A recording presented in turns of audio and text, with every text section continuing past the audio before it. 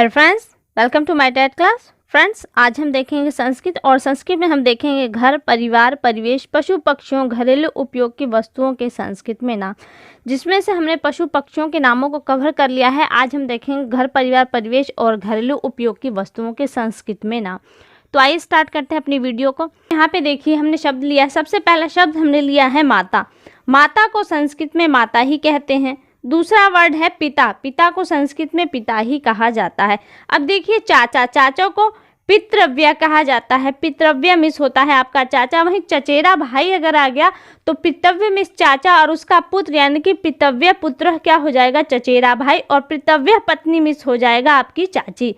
छोटे भाई के लिए अनुज वर्ड यूज होता है, ये आप जानते होंगे। आगे देखिए दिया है दामाद के लिए जामाता वर्ड का यूज होता है। दादी के लिए पितामही। दादी पिता, पिता क्योंकि पिता के रिश्ते रिलेशन से जुड़ी हुई होती हैं, इसलिए पितामही यानी कि पिता की माता, पितामही दादी। ननद के नानिद्र मिस होता है ननद। नाती नृत्र मिस होता है नाती। पोता पौत्र, पौत्र मिस होता है पोतरा। वहीं नतनी के लिए देखिए पौत्री मिस यूज होता है नतनी होता है। वहीं आगे देखिए नाना के लिए कौन सा वर्ड यूज होता है, तो मातामह। देखिए माता से नाना का जो संबंध होता है वह माता से बनता है, तो माता आगे आ गया। फिर मह मिस पिता के लिए उनके यानी कि माता के पिता क्या हुए आपके नाना। पति के लिए पति शब्द है। वहीं परनाना के लिए देखिए नाना के लिए क्या था, मातामह। और पर नाना है तो प्र शब्द एक्स्ट्रा जुड़ गया और फिर ऊपर वाला ही वर्ड है प्र मातामह। प्रमातामह आपका हो गया पर नाना। वहीं पर दादा के लिए तो प्र शब्द एक्स्ट्रा जुड़ गया, पितामह हो गया यानी कि प्रपितामह। ससुर के लिए स्वसुर मिस होता है। ससुर सगा भाई के लिए सहोदर होता है, जो एक ही उदर से उत्पन्न होते हैं, सहोदर। साला के स्यालह वर्ड यूज होता है संस्कृत में। आगे देखिए सास को संस्कृत में श्वश्रु कहा जाता है और ससुर को श्वशुर कहा जाता है और सास को श्वश्रु कहा जाता है। परदादी तो फिर प्र शब्द जुड़ा किसमें, पितामही में, तो प्रदादी मिस हो गया प्रपितामही। पुत्र को आत्मजा कहा जाता है और पुत्री के लिए आत्मजा वर्ड यूज होता है संस्कृत में। वहीं पुत्र की पत्नी को क्या है, पुत्रवधू कहा जाता है। आगे देखिए आगे है पुत्रवधू। देखिए यहाँ पर भी पुत्रवधू वर्ड आया है। पुत्रवधू के लिए स्नुहा शब्द का यहाँ पे प्रयोग हुआ है। फूफा का देखिए, फूफा का संबंध किससे होता है, पिता से होता है। तो आगे देखिए पितृ व्यश्री प्रति यानी कि जो पिता की बहन की पति क्या कहलाएंगे, फूफा। इसको पूरे शब्द को तोड़ेंगे तो आपको क्लियर हो जाएगा। बड़ा भाई अग्रज मिस होता है बड़ा भाई। बड़ी बहन के लिए अग्रजा शब्द यूज होता है संस्कृत में। वहीं बहन के लिए स्वश्री। और देखिए यहाँ पे पिता जो फूफा शब्द में आपका देख रहे पितृ स्वश्री पति, तो बहन मिस होता है, स्वश्री मिस होता है बहन, तो पिता की बहन का पति क्या हो गया, फूफा हो गया। बहनोई स्वश्री पति, बहनोई यानी कि जीजा शब्द हम भी यूज कर सकते हैं। बुआ या फुआ के लिए क्या शब्द होता है, पितृवैशा यानी कि पिता की बहन क्या हुआ, बुआ या फुआ जिसे शब्द कहते हैं हम। आगे दिया है भतीजा। भतीजा को संस्कृत में भात्रज कहते हैं, भात्रज। वह भतीजी को भात्रजा। आगे है भाई, भाई को भ्राता कहा जाता है। भाभी को भात्रजाया। देखिए भ्राता मिस होता है भाई और भात्रजाया मिस होता है भाई की पत्नी यानी कि भाभी। भांजा भागिने मिस होता है भांजा। मामा मातुलह मिस होता है मामा और मामी के लिए मातुली वर्ड यूज होता है। आगे देखिए ये 2-3 शब्द और हैं। मामा का पुत्र, मातुलह मिस मामा हुआ तो मातुलह पुत्र यानी कि मामा का पुत्र क्या हुआ, मातुलह पुत्र हो गया। मालिक, स्वामी को मालिक संस्कृत में स्वामी कहते हैं और हिंदी में मालिक। मित्र को मित्रम कहते हैं।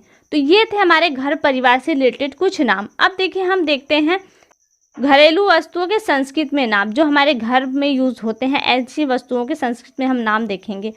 देखिए आस पड़ोस में आपका कुआं, तालाब, पेड़, वृक्ष वगैरह आते हैं, तो यहाँ पे उन नामों को भी इसमें डाल लिया गया है। कुआं जिसे संस्कृत में हम कूपह कहते हैं। वहीं दरवाजा है, दरवाजा को द्वारह कहा जाता है संस्कृत में। रस्सी को रज्जू कहा जाता है। खिड़की को वातायन भी कहा जाता है, जैसे वायु जहाँ से आती है वातायनम। पलंग को पर्यंकम भी कहा जाता है और ये आपको कहीं कहीं कुछ इस तरह से लिखा हुआ दिखाई देगा, पर्यंक। ये हालांकि यहाँ पे इस तरह से लिखा नहीं गया है, इसलिए आप समझ जाइए कि यही चीज़ लिखा गया है। पर्यंक मीन्स पलंग। आगे देखिए, दीपक यानी कि दिया, जिसे हम कहते हैं जलाते हैं दिया, उसको क्या कहते हैं संस्कृत में? दीपक कहते हैं।